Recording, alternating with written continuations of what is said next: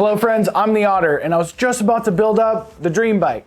But then someone commented and was like, can you review some of your tools? So we're gonna start out with the most coolest, valuable tools in my entire collection. I threw them on this table. And then we're gonna go Amazon versus Park Tool bike stand. So we're gonna start out with the golden rule. If you use the tool frequently and you beat the living crap out of it, you have to buy an expensive one. So the most valuable tool in the bike lineup is the Park Tool Allen keys, because basically every time I work on a bike, I end up using these. I'll give you some close-up, zoom-up shots. So unfortunately, the later model of these has the absolute worst storage device. There's probably some 3D printed product out there I need to go buy. But these are absolutely amazing, and I actually end up using them into the car space as well, because we have a rounded out Allen side, the black side. Never put the black side into your bike. And basically, they were pretty expensive. I think they were 150 bucks or something. But after years and years, the metal's still hard and still turns the bolts. I used to have cheap Allen keys and they would just basically wear out. They don't wear out, they just get soft and start rounding bolts out. Okay, so the Park Tool, they have like a spinny thing, so they're effectively T-handles.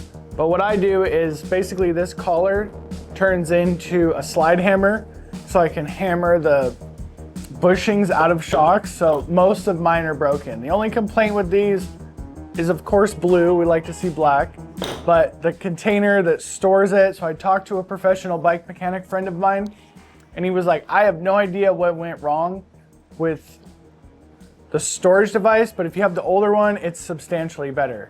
So I was recently at the Made bike show in Portland, Oregon. I have a video on it, and I was absolutely blown away by how nice bike tools get. So he told me, one of the tool manufacturers, that Park Tool purposely builds kind of a crossover set of tools for like consumer and professional. So that being said, it's pretty cool how nice bike tools can get if you do have the budget. Tool number 2 on the list is not a tool, it's actually an organization bin.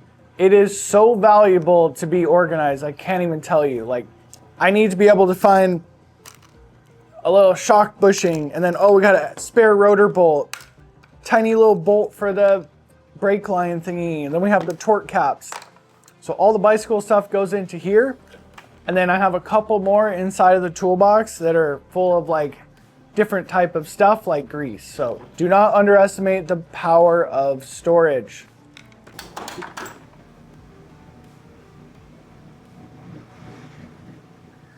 So the next most valuable thing in my toolbox has got to be pertaining to threads. So we're going to talk about all kinds of different thread stuff.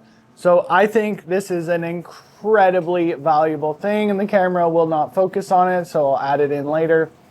So it's a thread pitch gauge for millimeters, and it goes all the way down to 2 millimeters by 0.4. So there's a lot of tiny threads on bicycles, and oftentimes they'll get galled up, need some love, need some repair. And identifying what kind of thread is inside of the bike is extraordinarily important, because you have one chance to repair those threads. So this is a rotor bolt. And do you know what the thread pitch is on a rotor bolt? Because I don't. I'm gonna guess it's 6 by 1.0. That's the most common thread pitch in the metric world. So the rotor bolt on your bicycle is actually a 5 by 0.8. So if you want to repair your hub, like say the threads are kind of galled up from the Loctite and stuff, you need to get a 5 by 1.8 thread. So we identified that a rotor bolt is 5 millimeters is the diameter of the rotor bolt, and then the thread pitch is 0.8. So you're gonna need some taps to get in there and correct it. So you can order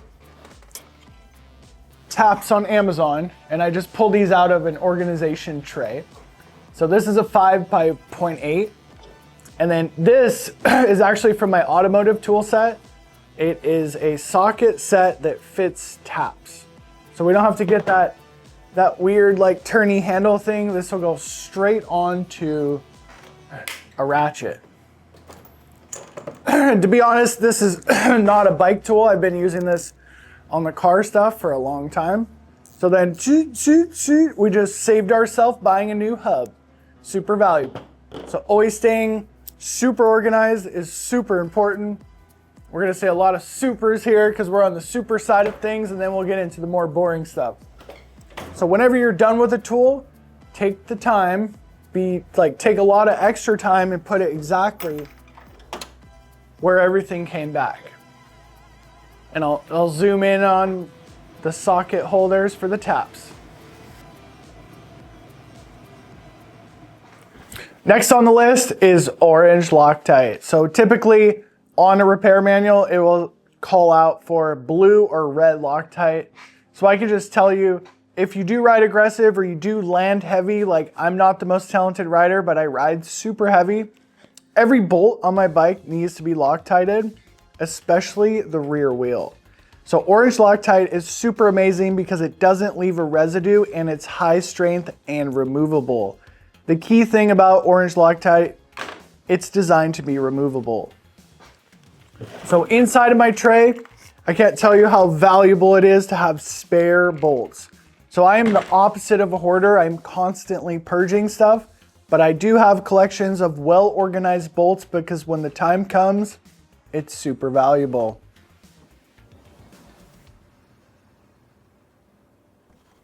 Okay, I'm a liar. Nothing is organized. So when I said organized, I was thinking about the tray. So the last tool on the list of the bolt stuff is basically left-handed drill bits. So depending on your level of mechanicking, we have two sets. We got a super expensive Snap-on set that probably costs $150. And we have the $20 Harbor Freight set that has extracted about 50% of the bolts of this. So technically, buying like 5 Harbor Freight kits would be more effective. So I used to be an automotive mechanic for Toyota, so I have a lot of automotive tools that do cross over into the bike world.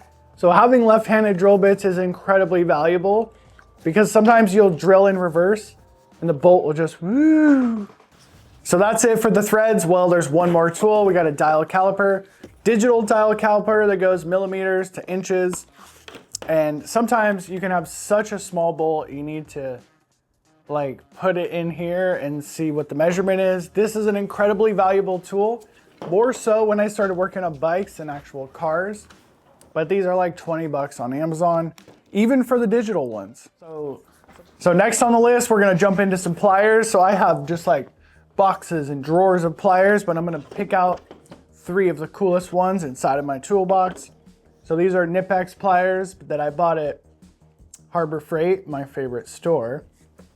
Basically, if you're gonna start working on bikes, buy a set of these. They're $25 at Harbor Freight, or buy the name brand ones. They're absolutely amazing.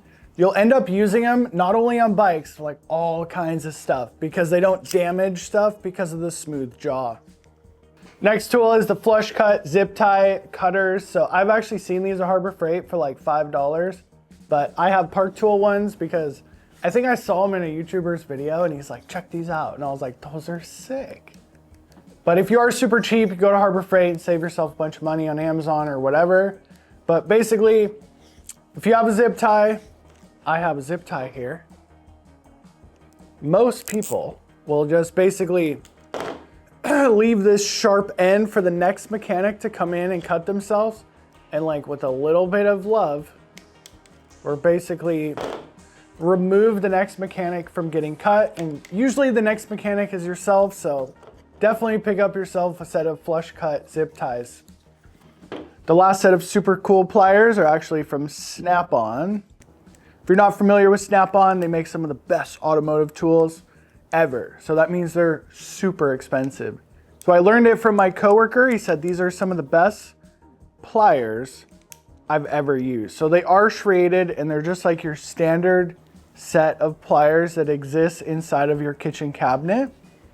But the differentiating factor from these ones are they're micro, but the gauge goes out. So they are serrated, cutty teeth inside of here, so you can really damage stuff on bicycles. But I have found myself using these more times than you can imagine.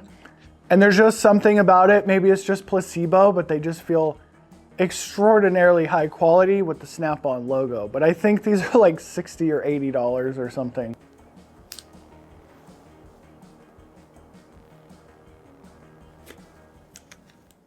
Since we're on the theme of hand tools or pliers, basically let's look at some of the Pacific bike tools that I 100% don't regret buying.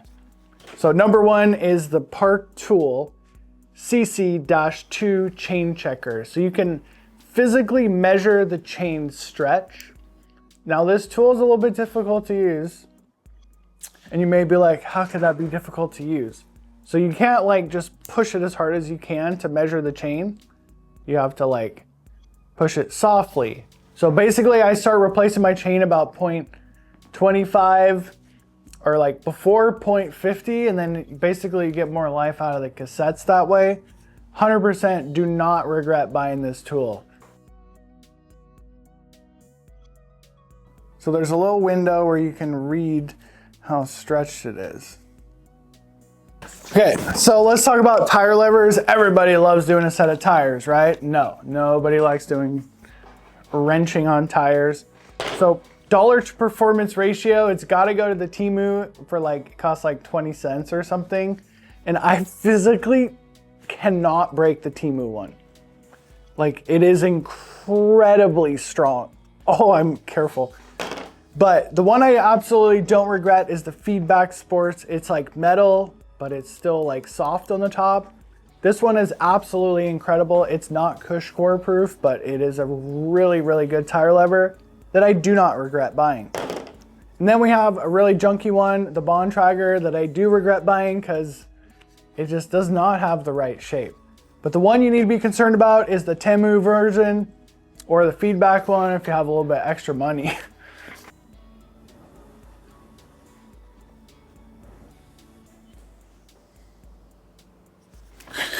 We're gonna move into my favorite area of suspension tools. So I think the most valuable thing you can have besides a digital shock pump, I use the Blackburn one because it's super small. I think I bought every single one on the market and then I return them if I don't like them. So this is the Blackburn and it's very compact. But the most valuable thing you can do is have two of them. Because I can tell you these things do not last forever. I obviously use them to a high level of degree, but like one inside of your kit and then like one inside your toolbox at home. Having two of them, super valuable. So this is the cheapest one on the market. And I think it's like $15 on Amazon. So I don't expect it to last a long time. It's just kind of the backup one in the toolbox if I need to put a little bit of air on side of the spring. But one benefit of the Elso War is it has a huge handle in a high capacity and it works out really good inside my toolbox. And then the compact digital fine tuning one lives inside of my riding kit. Just like threads, air pressure can be an absolute nightmare. So you need two digital shock pumps to make sure basically you're able to fill stuff up. But then we have another problem, and that is the legendary Schrader valve. Not Schrader valve. I don't know what these are called. The little valve that sits inside of your tire. So this tool here unscrews it, and oftentimes when your shock leaks air, it just needs a new one of these.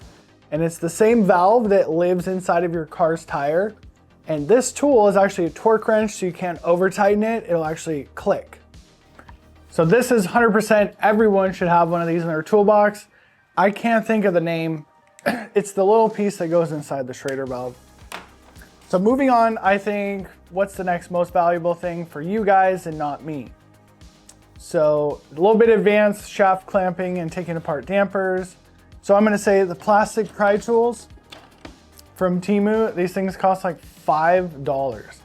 So incredibly valuable. You can like get in there and clean stuff, pull O-rings out and not damage it.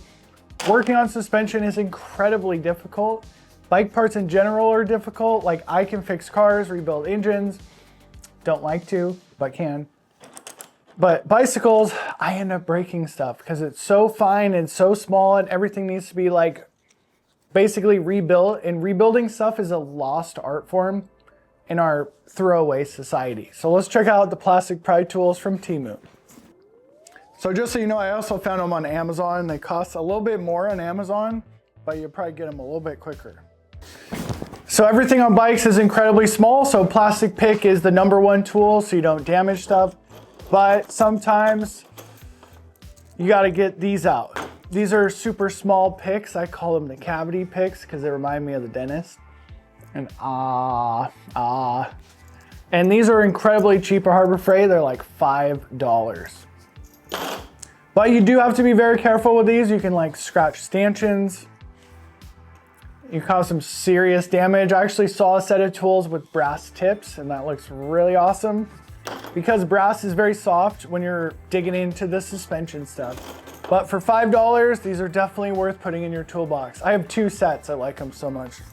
The universal brake bleeding kit on Amazon, Temu, eBay, and every other AliExpress kind of website is one of the most incredible tools I have when it comes to obviously bleeding brakes. But did you know you can basically use these to bleed your damper? So I have multiple sets. Some of them are brake only, Shimano. I got a SRAM dot fluid one. Last but not least, we have the advanced set of shaft clamps. So for about $180 on eBay, they're CNC'd shaft clamps, and I've never run into something that these sets didn't have. So Devio uses a very unique shaft clamp size. I think it's like 25.5.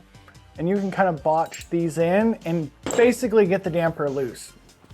Now, it seems expensive, $200, but I was like, recently I'm like, wow, that thing has paid for itself like 6 different times because tools are super expensive. So $180, or you can just spend like thousands on expensive shaft clamps. And the kind of stuff I do here, the Temu stuff works great. And these are actually really high quality steel. I don't see any reason to spend a lot of money on the other stuff.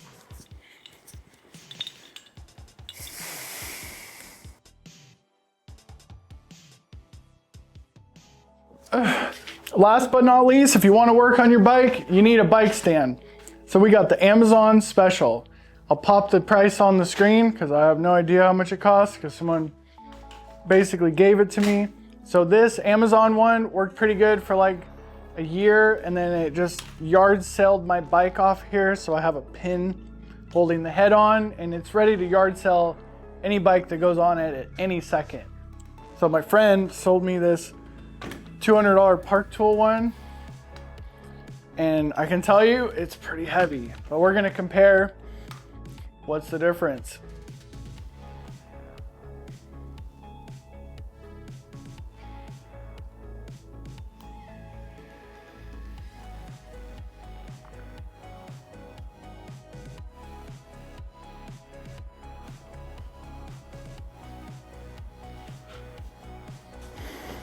Okay, we're gonna check the stability of this boy.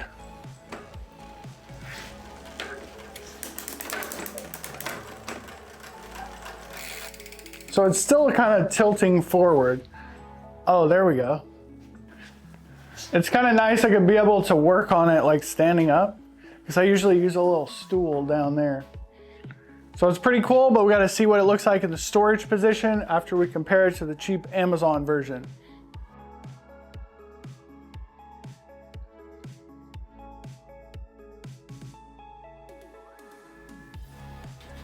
And it definitely did serve me well for many years, but the head kind of did start disintegrating. So I would put this bike stand into the category of beating on, using every single day.